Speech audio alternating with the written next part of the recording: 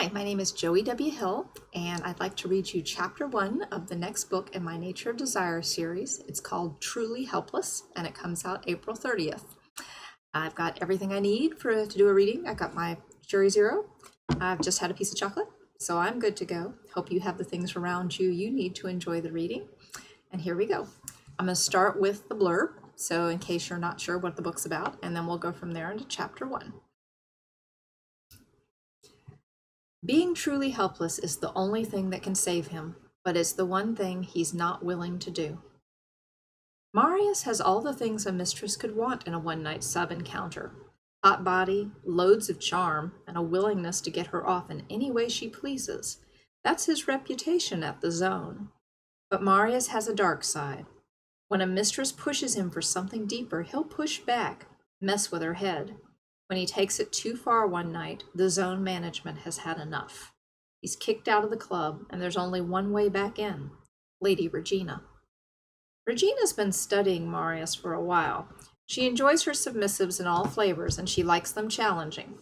Admittedly, not the, quote, knight in distress type, so screwed up she'd need a backhoe to dig him out of his dysfunctions. But on that pivotal night, she sees something in Marius. He doesn't know what it means to be truly helpless to a mistress, but he needs it, more than any sub she's ever encountered. And that's a challenge this mistress can't resist. Chapter 1. You're fucking smirking at me? You want me to break you, you goddamn asshole? Is that it? He started to laugh at her, the muscular man built like a gladiator. He was chained, his arms above his head, yet his laughter snapped something, forcing her into a place where she was the one without control. Her white-knuckled grip on the whip only drove the rage. She wanted to make him bleed, make him scream with the kind of pain that brought bowel-loosening fear, not pleasure. You piece of shit, you arrogant adolescent. In some tiny corner of her mind, the mistress knew she should have ended this 45 minutes ago. It had stopped being fun. It had gone over a line, and he'd dragged her past it into this place with him. Somehow he'd known where to press every trigger she had. The thought of it increased her fury, and she cranked the chains, yanking him off the ground. His feet dangled, his weight suspended brutally by his arms. It ended the laughter. If she kept him in the position long enough, his shoulders would dislocate. His muscles had to be screaming in agony already. The snap of the dragon-tail whip caught him mid-body, then lashed at his testicles. The blows wrested grunts from his throat, and his strong body writhed like a snake speared by a hook. Yet the light of challenge didn't die in his far too steady gaze. He was still sneering at her, the son of a bitch. "Use it," she snarled. "Use it." "You use it," he said in a soft voice, almost pitying. That and the contempt beneath it dug into her like barbed claws. In a calmer moment, she might have considered that yes, the infuriating pity was for her, but the contempt, she was only the surrogate. But she was far from calm. That kind of logic would return when she found herself again, the dom she normally was, not this hide-like monster he'd yanked out of her soul, twisting her mind and heart as if he were Lucifer in the desert, bringing out the worst and darkest parts of herself she'd never wanted to know were there. Even while bound and seemingly helpless, a predator could take down a victim. She hadn't known that. She was destroying everything she cherished about herself, and he was reveling in watching her bleed. She hated him. She was going to make him suffer, goddammit. If she was being dragged into hell, he was going with her. Scene break. Regina propped a booted foot on the lowest rung of the chair in front of her and sipped her drink. She had the tables in this section of the mezzanine to herself. On a weeknight, it was a quiet, less popular spot at the Zone, backed up to the executive offices and not as close to the public play areas. She'd come ready to play, clad in latex from hip to ankle and calf boots. A sheer black shirt and a flowing fabric was held in place over her black bra by a couple of buttons only. Her cultivated locks, grown down past her shoulder blades, were loose, with a bit of corkscrew curl to them. The shimmer of the auburn highlights amid the black was accentuated with a scattering of sparkling silver and red beads. Once she'd hit the floor, though, nothing had grabbed her. Some nights were like that. She'd removed herself from the anticipatory gazes of unattached male submissives and come here. Many of them had been pleasant playmates on other nights, but right now she wanted to experience the club the way she enjoyed the beach, by closing her eyes and absorbing it through all her senses, rather than actively seeking the waters.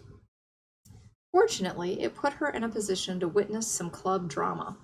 She opened her eyes as Alex, one of the dungeon masters on duty, took the stairs to the mezzanine 3 at a time and put his head and broad upper torso into the open door of the floor manager's office.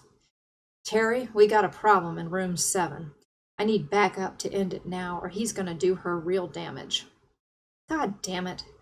Along with the expletive, Regina heard a chair roll back, and Terry emerged. The rangy woman with a brown bob shrugged out of the fuzzy lavender cardigan she wore over her corset, snug jeans, and stilettos. Regina was sure it kept her warm while she was sitting at her desk. Lower temps were a necessity in a club that generated a lot of body heat, particularly in the playrooms, public dungeon, and on the dance floor, which even at this muffled distance was sending pumping bass through the table surface beneath Regina's fingertips. "If you're already calling for reinforcements, we're too late on the damage part," Terry added in a clipped tone. "Nobody has safe-worded," Alex said, "and it's, well, fuck." "Never mind." Terry brushed his shoulder with her own as she passed him, giving the long blonde braid down his back a tug. "It's not your fault. We both know what the problem is. Or who," she added darkly. "Let's go shut him down." All Regina had to hear was a woman was in danger, and she was on her feet, following in their urgent wake. She wasn't staff, but she was a volunteer dungeon master and a Gold Star member of the Zone. The safety of a sub was everyone's responsibility. She wouldn't get in the way, but she'd be there to help. If Alex needed to contain an asshole, Regina had 3 years of past experience as a correctional officer to lend him a hand. Or they might require a skilled dom to help calm and care for the sub. It pissed her off, thinking a dom had let things get out of hand and wasn't caring for his bottom. But it was an unusual occurrence at the Zone, which vetted its members carefully and had a diligent monitoring staff, so her curiosity was roused. Alex was a competent and experienced DM. What kind of situation could have escalated so far he'd called on Terry rather than diffuse it himself? Alex had left it back up outside room 7. The hallway was quiet otherwise, the open doors and dark interiors of most of the private rooms suggesting the bulk of tonight's play was happening in the public areas. Otis offered a short nod, arms crossed over his beefy chest. His neck was permanently brick red. While it was thanks to his fondness for fishing the Florida Gulf with no sunscreen, he claimed it showed Southern redneck was permanently baked into him. "Still hasn't safe-worded," he grumbled. "Was about to go in anyway, fuck it all. She's crying." "I'm making the call. We're going," Terry said, and punched in a master code. "Head back to the main floor and keep an eye on things there with Georgia, Otis. Regina will be here with me for additional backup." She tossed a glance over her shoulder, telling Regina she'd been aware of her presence all along. Regina wasn't surprised. Terry didn't miss much. She was a submissive herself in her off time, but Regina was sure that helped relieve the stress of her highly detail-oriented day job, that of a public defender with the Tampa DA's office. Regina hung back until they entered, then she closed the distance so she could see into the room. Terry immediately issued a clipped order to stop the session, but Regina saw it was protocol only, like the police identifying themselves to a perp who'd already given up. Red Siren was collapsed in a corner of the room on a chair. She was trembling, her face rigid as if she was about to start screaming through stiff lips. The situation wasn't what Regina had assumed, but when she saw who the sub was, it wasn't a surprise. It also hit her hard in the lower belly. Goddamn Marius. Marius's reputation at the Zone had been going downhill over the past 18 months. Most mistresses didn't even bother with him anymore, but when they did, the highest rating he earned was frustrating as fuck. Topping from the bottom, an incorrigible brat, a misclassified dom, a sub caught in the nebulous world of not wanting to be a dom but way too controlling to be a top.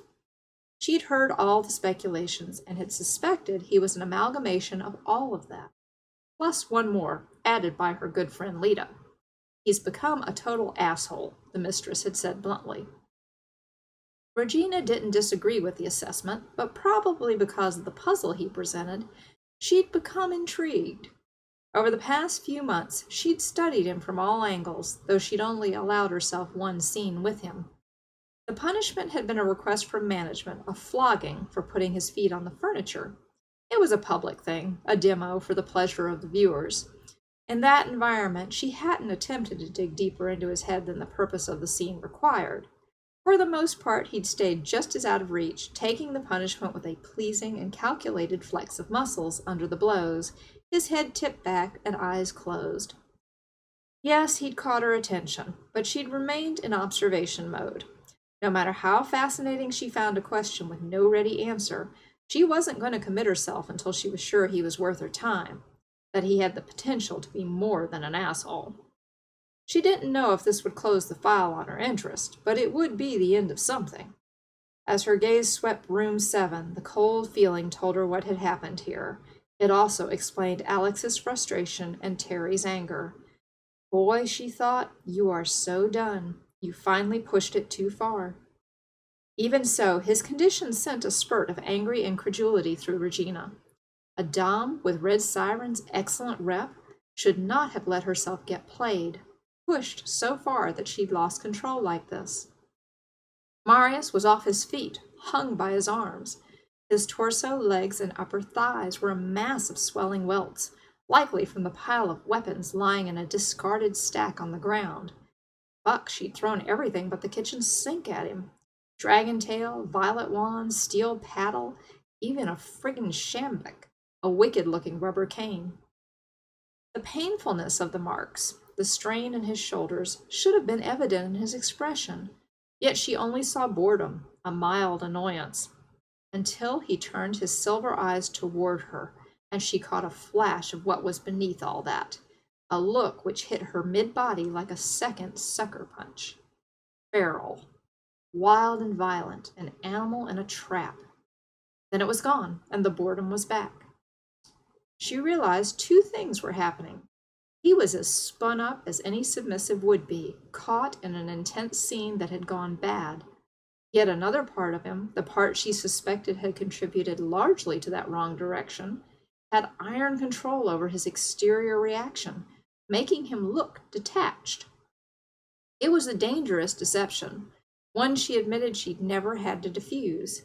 Most times, a topping sub stayed in control. Marius was both in and out of control. This boy shouldn't be within 100 yards of a BDSM club environment, she thought. Not anymore. Because another disturbing element in that buried deep but not deep enough look was the desire to do harm. It was what a human predator emanated, emerging out of a cloak of shadows in a dark alley. But Regina was no one's prey. If the mistress is done with me, Marius said to no one in particular, it'd be nice to get some slack. Red Siren had stayed hunched on the chair, shaking her lowered head as Terry spoke to her, the manager's hand on her shoulder. Yet when Marius spoke, the dom's head whipped up like she'd been stung by a bee. You didn't give me any slack. She spat the words in a hoarse growl and exploded off the chair, taking Terry by surprise. Before she could grab Red Siren, the mistress had charged Marius like a wounded animal, going after him with scarlet nails and shoving hands, pulling a grunt from him as the impact jerked him against the chains. Alex quickly subdued her in a neutralizing pin, and Terry shifted, blocking her view of Marius. Regina stepped into the doorway, catching the manager's eye. I'll handle him, if you want to get her out of here, she offered. Typically, the sub would have been the first person they attended in this situation, but Marius was being an ass, his studied indifference a passive attack, and they needed to get Red Siren away from that act now. Terry had come to the same conclusion, prioritizing the care of the dom to protect the interest of the club. Appreciate it, she said shortly. Red Siren was weeping in Alex's arms. Fortunately, in that condition, they could shepherd her out between them without further incident. Regina slid past them and approached Marius. Poor thing, Marius murmured. His tone was flat, not mocking, but Regina went with instinct. It didn't mesh with safety first in this instance, but that didn't make it any less necessary. He'd been moving his head, after all, following the activity in the room, so she wasn't worried about cervical issues. She fetched him a sharp slap that boxed his ear. It snapped his attention to her in an instant, but she didn't give him time to react.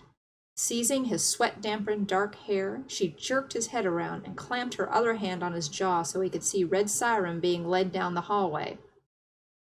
Marius had a solid, strong-boned face, his jaw covered with a manly dark sandpaper stubble that rasped under her fingertips.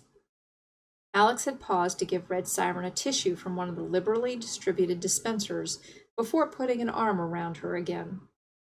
"That's your handiwork," Regina said. "Proud of yourself?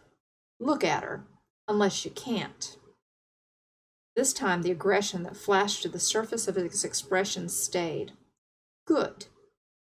She needed to spill off as much of that as she could, in addition to tending to the physical issues. Releasing him, she rested one palm between his shoulder blades as she picked up the remote control to the suspension system. As she started taking him back to the ground, she could feel his explosive energy through her touch. If it wasn't diffused, he could take this situation from bad to worse. When she noted he'd pinned his gaze to the top of the doorframe, she snorted. "Yeah, that's what I figured. You can't look at her. So just shut up," she added, when his lips parted. His eyes narrowed, but she ignored him. She'd given him enough slack. He was back on his feet, his elbows down around his ears. It eased the shoulder strain, but not all at once, which would have been more hazardous. Marius was close enough to 6 feet to be taller than most women. Not Regina, since in her 3-inch heeled boots she was 6 foot even.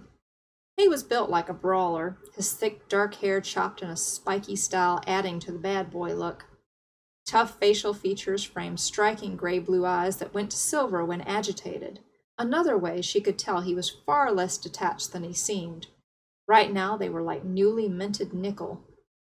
He was clad only in a pair of latex shorts, his cock a thick curve under them, even when not on duty.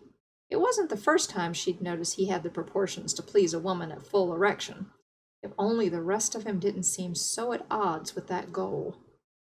He only had one tattoo, a recent addition, and nice work. Covering his right shoulder, the design looked like his skin had been torn away by claws to reveal armor beneath, a leather-style jerkin with buckles. It was a shame he hadn't had actual armor to protect him tonight, but as she assessed his condition, she saw older scars and faded bruises.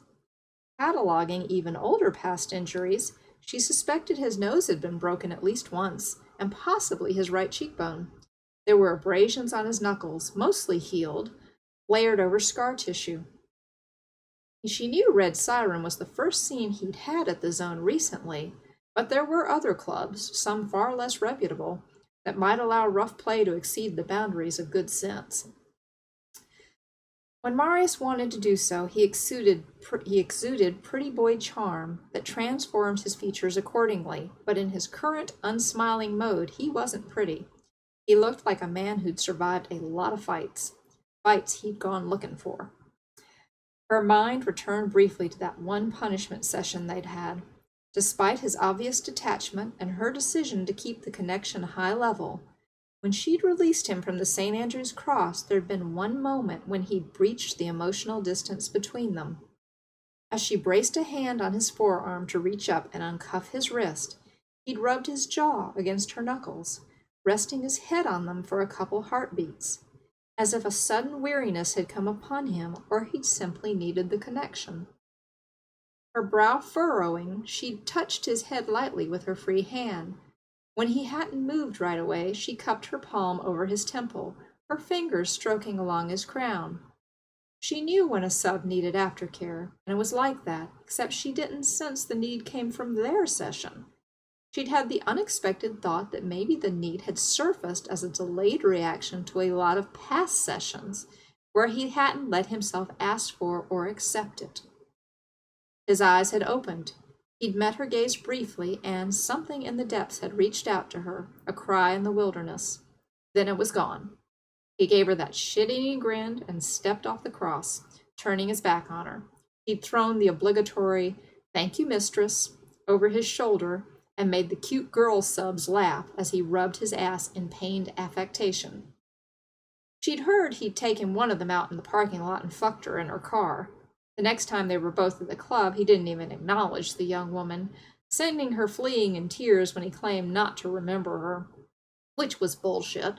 The man missed no details and intuited what wasn't obvious, which was often proven by his work for the Zone. Ironically, he worked security and as a paid part-time DM at the club, like Alex, and was extremely effective at both. But that sharpness and intuition were also why he could fuck with mistresses the way he did in his off time. So yeah, she'd been studying him more than what qualified as a casual hobby. If he was just an asshole, as Lita had said, Regina would have put it to bed some time ago. But that moment at the end of the punishment session, the look in his eyes, had kept her gathering intel. Over the bar were casual snapshots of staff members bantering with one another, posing and smiling. In those pictures, he displayed a whole different persona from what she had under her hands right now. However, those images were older, the most recent one of him taken well over a year ago.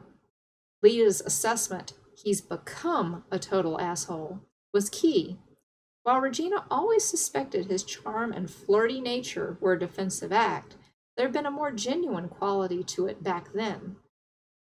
Kind of a, "yeah, you're not getting any deeper into my head, but you can have a lot of fun if you stay in the approved area. Don't knock too hard on the doors, and we'll be all good." It was obvious something had shifted in Marius in recent months, and had reached a breaking point tonight. He'd used that charm as bait for a trap, and lured Red Siren into those darker rooms. Then he'd shut her in there all by herself and turned her fear and insecurities on her. He'd mind-fucked his mistress. Until she'd seen that feral look, Regina wouldn't have put it together, but she deduced he was a submissive who'd developed a sadistic streak, and not the pleasurable kind. It didn't make sense, especially not for a true sub. She was certain that was what he was, no matter what smokescreen he put up to confuse the issue. The man who'd rested his head briefly on her hand might be a wild animal, with no capacity for trust, but the gesture seemed to have expressed a fleeting wistfulness, a wish that he could trust her, with everything happening in his fucked up head. Speaking of fucked up, his firm lips had curved in a half smile now. The gesture was crooked because of a scar across the corner. She remembered when he'd shown up with the busted lip, though she didn't know the cause. She just remembered he'd had stitches in his chin and along his cheek. The smile brought the right touch of concern and rueful to his expression. His blue-gray eyes would have been mesmerizing except for that hardness in them, a calculating watchfulness that said he never completely stepped out of the picture and let go. It made the discerning woman wary, instead of melting with need, until he turned on the charm, which he did now, masking his earlier flash of attitude. "Sorry, mistress. Didn't mean to be disrespectful. Was coming out of that zone," he said. "Hope she's okay." "Do you now?" she asked coolly, rubbing the muscles in his shoulders, working out the knots, making sure he hadn't been injured. If he had, she suspected he wouldn't have revealed it with a single word. It took a while to convince even a male sub with a healthy attitude to admit when he was hurt so he could be properly tended. Not only was Marius leagues away from that healthy attitude, he resonated with tough guy vibes, so she was thorough. He tilted his head unconsciously to give her better access, and a breath escaped him, making her suppress a tight smile. "There you are, bad boy." She had good, strong hands. When it was called for, she knew how to mix strength and strokes together the right way. Yeah, he recalled himself enough to answer her question. "I don't mean her any harm." "Just worked out that way, Interesting choice of words. Most subs would be upset with her for losing control like that, For not keeping them safe. Sounds like you hold yourself partly to blame. A humble or insecure sub might incorrectly do that, but you're neither of those. Sounds like you've got me all figured out. The broken lip curled. So tell me what you think I am, Mistress Regina. He shifted his body so his ass brushed her thigh. Not only an insolent move, but inappropriate, both in timing and situation.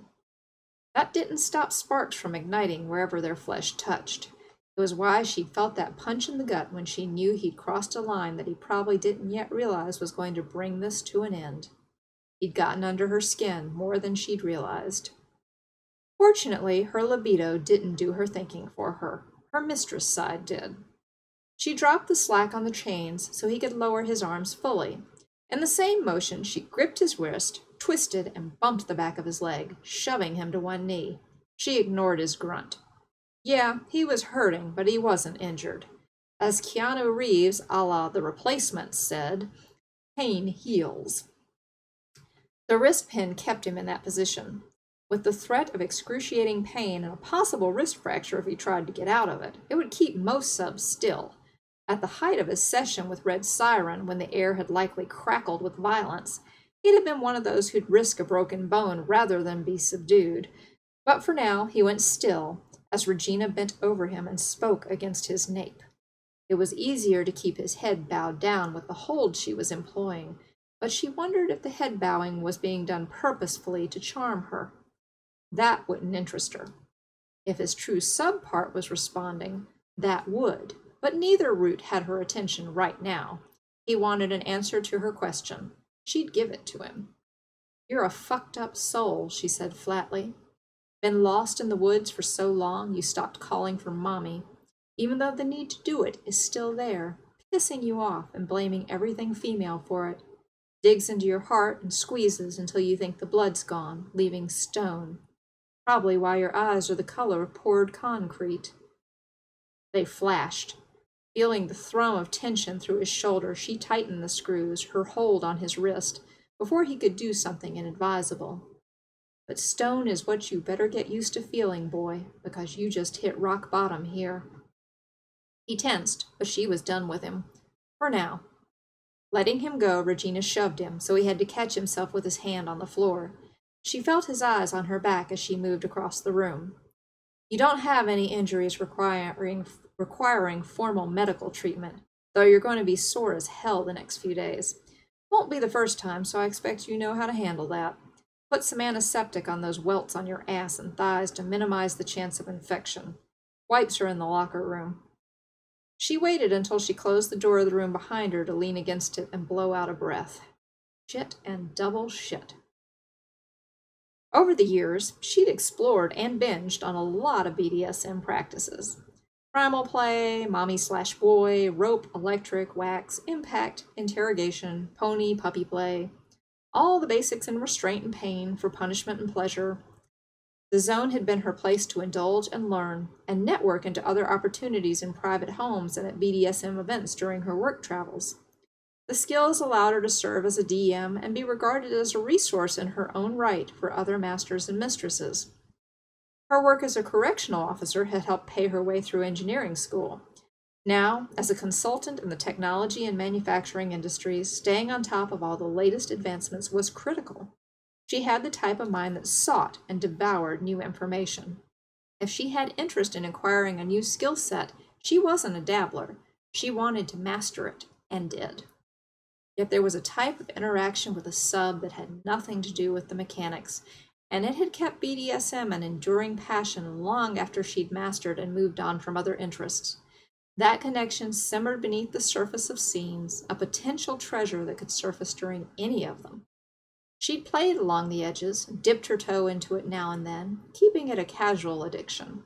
She was too busy and had far too many other pastimes to bog herself down in a relationship. Yet when she'd seen others experience it at far deeper levels, she'd felt the twinge that told her one day she would want to go deeper and find that treasure for herself. She was aware that emotions were her unknown frontier. She wasn't averse to the idea of getting involved with someone. In her practical way, she simply knew it would take the right opportunity to motivate her in that direction. Months of studying him, chewing on the enigma in random moments, and still she hadn't seen it creeping up on her. Not until she'd met his gaze a few moments ago and registered the feral look, which had somehow connected to the other look he'd given her at the end of their punishment scene. The thrum that went through Regina's bones now was a message easy enough to read. Yeah, he's trouble, but there's something shiny hiding under the heap of hurt he'll dish out. His violence and Red Siren's distress had packed the room with dense negative energy, but that glimmer remained as high-def clear as the cold starlight in Marius's gray eyes, impossible for her to ignore. A diamond dug out of a septic pond was still a diamond. The question was how dirty a person was willing to get to obtain it. When she'd bent and spoken into his ear, giving him the hard truth, she'd caught his sidelong glance, measuring her, trying to figure her out. He wasn't thinking of that one meaningful moment from their punishment session, she was sure. He was more likely riffling through every bit of data he had on her to figure out how to work this. She wasn't worried about that. She hadn't given him front row access to measure her. She wasn't a romantic. She'd rarely seen that glimmer of treasure, and when she did, often it was fool's gold. But she could feel the difference in that part of herself that knew such things. If she doubted it, she only had to defer to the equal surge of oh shit no that came along with it now, afraid she was right. Yeah, the timing might suck, or it might be where it was supposed to be. Didn't matter anyway, did it? His ass was so done here. As quickly as the realization of her interest had happened, the optimal conditions in which to pursue it were going to close. She wasn't going to chase the boy down in whatever corners of the world he inhabited outside the zone. As she left the room, she strolled back to the floor, to all appearances dismissing the whole thing. Yet she kept a close eye on Marius as he emerged from the corridor, moving stiffly. He was headed toward the locker area when Alex intercepted him. Marius initially balked at whatever the DM told him, but Alexander set his jaw and put a hand on his arm. An ultimatum had been delivered. When he pointed upward, Regina glanced up to the third level and saw the light on in Tyler's office. Fuck, she hated to be right. They'd called the boss man himself. She suspected Alex was saying Tyler wanted Marius in his office now. No time to change. He could either comply or clean out his locker and leave. Period. Forfeiting his membership, one of the perks of his employment, wouldn't be the only penalty for noncompliance. He'd broken the common sense rule of not shitting where you work. A quiver ran through Marius at Alex's words, and his gaze flicked to the contact point between them. Tension infused Marius's body language with warning. Registering it, the DM removed his hand, but he kept his hard gaze pinned on the other man. Even at this distance, Regina felt that crackle of electricity she'd experienced when she first laid her palm on Marius. He was still in high rev mode from the scene, the whole situation.